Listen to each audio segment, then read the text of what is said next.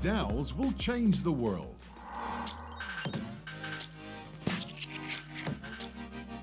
Moderated by Nikola Stojanow, Meta Chains Capital.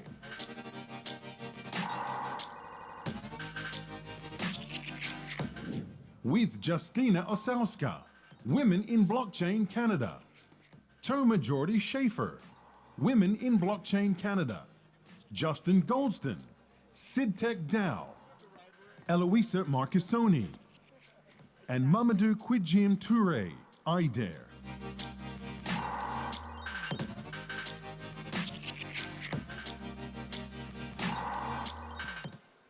Good morning, everybody.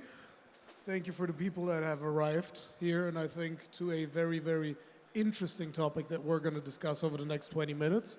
I'm pretty thankful that half of the panel has made it in time, and has not. So I am looking forward to have a pretty good discussion with you guys. I would like to just go ahead and kick this off very, very directly and ask you, how are DAOs fundamentally different compared to any kind of structure like an LLC or any other company structure that we have today? And if so, why? I don't know. Justin, please. Yeah, so I believe that DAOs are fundamentally different. I feel that DAOs are going to essentially change the business landscape. It's going to change how we collaborate. It's going to change how we start up organizations. So Jordi, myself, and another graduate researcher in blockchain just released the first case study, academic case study on the metaverse. And the title of that article is The Metaverse as a Digital Leviathan. And if you look at DAOs are going to be viewed as a digital leviathan. So if you look at Hobbes' Leviathan that was published in the 1500s or something like that, he talked about governments as being a beast, as being a serpent, as being an entity that everyone has to serve. But if we look at a digital leviathan, if we look at DAOs, we're cutting the heads off the beast. We are creating leaderless environments that collaborate and democratize whatever you're doing. So in our case in SydTek, we're democratizing education. If you want to democratize healthcare, you create a DAO. If you want to democratize financial entities, you can create a DAO. So I think that this completely changes everything from an organizational perspective and also from an institutional perspective as well, because it's not just businesses. Thank you very much. Justyna, what do you think? Well, I think everything is one step at a time. So I think technology always runs faster than regulation, and I think what we're Amen to that. I think what we're facing right now is technology allowing for people to completely work differently together.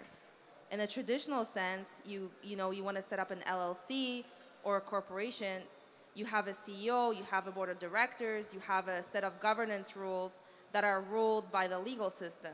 But now we're not going to be ruled by a legal system. What you're ruled by is code. So we started out with cryptocurrency, and now we're moving to bringing that same technology to business, so decentralized business. And I think what's happening right now is there's innovators and there's people going in and coming up with regulations around this, and everybody's just catching up. So the way I see it right now is we're in such a stage of infancy with everything. So it's a concept that's evolving, and I think what's happening, it's an evolution. And I will let Jordi talk about the evolutionary side of things. Actually, Jordi, one thing before we go into the evolutionary part that I wanted to check with you is, we understood that now there is a difference between a company and a DAO when we look into the traditional way. But for you, because you're more on the research side in general, and I would like to ask you, for you, what's the definition of a good DAO? Like, what's the purpose? And also, Kwidjim, I would like to have your idea on that too. What's the purpose and what's the powerful tools of a DAO that create a good DAO? I think it's more about how the people start viewing DAOs. Can you speak a little bit closer to the mic? Yes, thank you. Thank you. So I think it's more about how people start viewing DAOs as not a way to make money, but as a way to make change. And so to answer your question about if there's a fundamental difference between DAOs and LLCs, I'd say they have the potential to be different. But that starts with the people wanting something different. And so, yeah, to answer your question, we do need to do the research on DAOs, and we do need to spread awareness about the social impact of blockchain, and to detach that from, crypto as a use case, and now DAOs are a use case. But it's going to take time to see the impact that it's going to have. Okay, Kwidjim, what do you think? By the way, good morning and welcome. Thank you. For me, a good DAO has to be allow transparency and, more importantly, inclusion. Because a lot of the DAOs that we've seen end up somehow go back to a centralized model. And I'll take the case of what we are doing, and we'll release ours later in the year. We were trying to figure out how do we, for our gold-backed crypto, right? How do we address the question of most of the refined gold being in one particular, held by one particular group, and most of the raw gold being produced by a large number of small people, artisanal miners, who effectively have no control about where and how their gold is managed, right? And even less so margins. So point was, how do we create a decentralized autonomous organization where everyone could have a chance to participate, whether you're a big player in the gold industry or a small miner somewhere still contributing.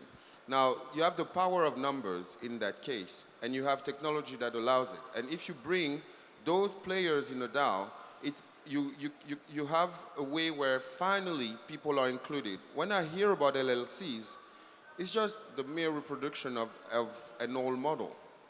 At the end of the day, where you have shareholders or a community, and then customers, suppliers that are part of the stakeholders ecosystem. But the DAO that we're building is, how do we create a fair environment where suppliers, customers, shareholders, and community co-create an environment that allows the growth of the community as a whole, according to the Ubuntu philosophy. Justyna, I mean, like, when we're talking about inclusion, when we're talking about equality and all those aspects, do you agree with Kwidjim, or do you think it's a little bit different? Because, I mean, like, in your case, I believe that if I own a gold mine, I'm not sure that I want to have, like, a very distributed setup rather than owning the gold mine if I go back into the classical aspect of owning a gold mine. I think we have to look at something different here as well. It's access. How do you give people access? Right now, people do not have access. If you want to vote in some countries, it's very difficult. You have to have identity. There's people who are still unbanked. There's people who still cannot verify their identity. And I'm going to give you a statistic. There are more people in the world who have access to cell phone than access to clean water. I'm going to say that again. There are more people in the world who have access to cell phone than clean water. What does blockchain allow people to do? It allows you to be verified on your cell phone. It allows you to take out the barriers that are stopping people from voting. You have a mother who has 3 kids, and she has to take time off to go and vote. Well, that's kind of difficult, but if you could do it off your cell phone, that takes out the barriers. So if you really want inclusion, if you really want people to participate, you have to give them the opportunity to do that, and the easiest way to do that is through technology. So I see technology as the remover of barriers for people to do that. And then how do you verify their identity? Again, it goes back to the blockchain. So for me, blockchain, and these systems, they have to be transparent and inclusive. And I totally agree with what he's saying. And all I'm saying is adding to what he's saying, which is let's give people access. Okay, Kwidjim, you want to say something to that? Yes, I would completely agree, right? In the sense that the cell phone today is that powerful tool allowing people to participate. That's how, today an artisanal miner can check the price of the gold on the London bullion market. On the LBMA, the price. So with cell phone today, what also happens is because of mobile banking in Africa, most people now who have a cell phone has to provide an ID, right, to be able to operate. And it has become in 80% of the case. And in that sense, you also have the identity element. The issue of DAOs today for me is, how do I tell let's say, my grandma to go on Discord. Good luck, right? I think the problem is that it's been designed, and we have our friends of World Mobile who have been doing some phenomenal work in Tanzania in allowing that last mile access. But beyond that, you need information, and you need also tools and devices that make it easy for people to participate in a DAO. This is actually, Kwidjim, I'm sorry for interrupting you, but this is actually the perfect line where I wanted you guys to get involved a little bit. You said information access. This goes back to research, this goes back to academia, which are integral parts that in a lot of ways still are not really transparent and or accessible to a lot of people. So how can a DAO actually help with this, and how can technology like we're using it in the blockchain space be a tool which is going to enable the research in the academia through a DAO in order to make sure that transparency, incentivation, and all those other aspects go into the right direction? Yes, so I can give you a use case within healthcare. It's called, you have VTrueDAO, which is incentivizing patients to have ownership of their own medical data, and they can choose to share it with the practitioners, and through that, they get tokens. So it's incentivizing ownership of your own data. And that's an interesting use case where, in most cases, patients don't really have a sense of responsibility in their own line of treatment. And so this allows them to be more responsible of their own healing process. So you can see how, for example, in healthcare, you have a very meaningful DAO called VTrueDAO, which is attempting to provide meaning in the process of healthcare. And so within research, I can let Justin talk a bit about that, but we have the issue of open access research. So currently, it's only the institutions that are paying to have access to the research as being able to view those articles that are published, but the community of people can't really access those papers. So DAOs can allow incentivization of a peer review process, which is within the community, while making sure it is scientific. But I think that this could be a very important way to move forward with, for example, a learn-to-earn model, which Justin is an expert on, I would say. Yeah, so yeah, going back, adding to what Jordi was referring to. So a perfect example is that I wrote a journal article with one of my peers in India. It was the very first journal article on hybrid finance, HiFi. It was written back in last June, but because of the academic review process of these A-list journals, it's not going to be published until next month, almost a year from that initial submission, if you will, right? The blockchain space, the AI space moves so quickly, some of that information is going to be obsolete by the time it's published. So the important thing is that we focus on open access, we focus on sharing this, providing this information to everyone, right? So as those publishers are generating revenue from those US institutions, now we can create DAOs within higher education where those researchers can get rewarded for their research. That sounds amazing, honestly. Like for me, I think this is a place and a space that does need some more integration and some change. But Kwidjim, something that has been one that I've been wondering since you came on stage when you started talking about the gold mine. We're talking about hundreds or thousands of people, if I'm not correct, that are included into such a project.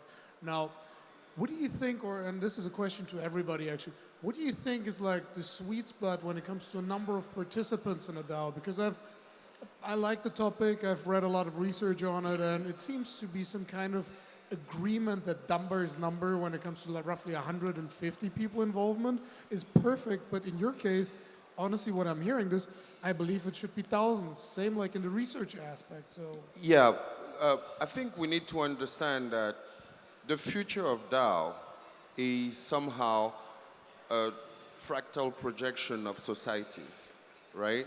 And it's very important to get that in the sense that the powerful DAOs of tomorrow represent a system, right?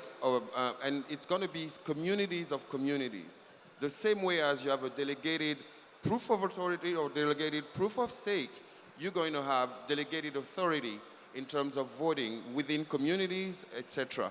And what is very powerful in that DAO model with those thousands of miners is that if you create an environment where you get rewarded with tokens as for learn to earn, so that the more token you earn by learning, it gives you also the right to also be more involved in participating and making decisions.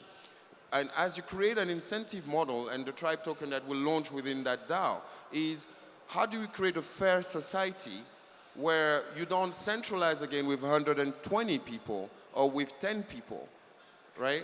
You just dropped two very important points that I actually want to hear your opinion on. Number one, fair, and number two, voting. Let me play the devil's advocate and say that voting in a DAO sucks. You know, like nobody wants to vote after the initial part. Nobody wants to have, there's no long tail in the majority of DAOs and so on and so on. What is the right way to make sure that we will keep people engaged enough, interested enough, and incentivized enough to make sure that this continues? We have a governance token that we're putting in place within the DAO, right? And the governance token rewards you based on your engagement and participation. And if you basically do not get engaged or participation, you're being called to delegate your rights into people that you trust within the community that makes them accountable. And at the end of the day, the principle is the validators of the nodes receive tokens, but a portion of the tokens are redistributed to everyone else. So this means that everybody is going to delegate their votes to a handful of people, and again, in a decentralized ecosystem is going to create a centralized you represent ecosystem. a community, right? And basically, what you do in that case, you have different layers of decision making where you can delegate, some you can't delegate, right? And if you have been inactive, then your token also get withdrawn and you have a disinterest, and then you've been given the option to stay or not. I got you. Jordi, come on, I need some research feedback here. What do you think? Yeah, I think currently voting sucks, but also in centralized governments, voting does suck as well. So we have to look at that as well. So we have things like quadratic voting, which within SydTek and the other project that Justin is building, Guild DAO, we want to implement quadratic voting, which is a way to ensure that people vote for only what is meaningful to them. And so it doesn't matter how much money you bring in, it's about you only have a certain amount of votes, and so you need to use it appropriately. But in a way to make people want to vote, I think what he presented now is an excellent example of that. Kwidjim, And one last Go one. ahead. So have you heard of demarchy? Okay, so you have anarchy, democracy, oligarchy, name it. Demarchy is a model actually that has been tested in some countries in Latin America and some Africa where you randomly decide who is going to vote or who is going to have the responsibility based on certain criteria. That's very powerful because it eliminates the issue of those who have the most ambition, but not necessarily for the collective, but for themselves, right? And you realize that society today, and there was a study that demonstrated that those who reach on top don't always have the interest of the people, but they're the ones who wanted it the most, right? Yeah. So, and that's a flow in the system. Now, what is interesting with demarchy, and it's something we're exploring and that we'll deep dive further, is to say, we're going to randomly select those who are going to make the decision. We're going to also cap, based on your volume of gold, you won't be able to vote more than a certain amount so that everybody has a chance. And now you create a fair system where before voting, you've randomly selected, and you give them all the information necessary, and the community give the information necessary to those who have been selected to vote. And this way, you then have a participative model where your criteria and your involvement have been a criteria of selection. Okay, I got you. Guys, unfortunately, we're running a little bit out of time, so I would like to use this opportunity to allow everybody to share a couple of sentences. Are DAOs going to change the world? And what is the future of DAOs going to look like? Justyna, please, take it. I think DAOs are going to change the world because of the governance model And I think now we're in a stage where it's like a black swan and we're figuring it out. It's too early to know what's going to happen, and to try to predict it is like insane. So I think my word on it is, yes, it's going to happen. How it's going to happen, we're seeing that evolve today. And so we have these organizations, watch them, see what they're doing, see how things are evolving. Thank you very much. Jordi? Yeah, and so Justyna used the word evolve. I think DAOs are going to follow an evolutionary structure where the DAOs that are most fit to adapt to the demands are going to survive by natural selection. That's how I view DAOs moving forward. Thank you. Justin? I would say current state, DAOs are what we refer to as DOs, decentralized organizations. There is no autonomy to 95% of the DAOs. Once we get to build out the infrastructure, we will finally get to decentralized, autonomous organizations, and we'll start seeing change, and we'll start seeing the positive impacts to DAOs. Thank you. And Kwidjim? I think the point of decentralized autonomous organization is two things. Autonomy, meaning the smart contracts are the guardians of the intrinsic value and principles of what it was created for. An organization, which is the dynamic interaction of the constituents of that specific organization for the benefit of all. And that's where I think the future of DAO and why it's going to change the world is because people will feel involved, integrated in something that represents what they stand for and where they feel they have a voice while respecting the overarching principle of why it was created. And that's why Ubuntu also becomes interesting, because if you do that with the principle of I am because we are in all DAOs, you keep that very essence of protecting everyone while maintaining the whole success and thrive of the DAO. Thank you very much. And my finishing words on this is, I do not know what the future is going to look like of DAOs, but genuinely and personally, I'm excited to see where the ride is going to take us. And I'm thankful that you guys participated and joined me for the panel today. Thank you very much. Thank you. Thank you.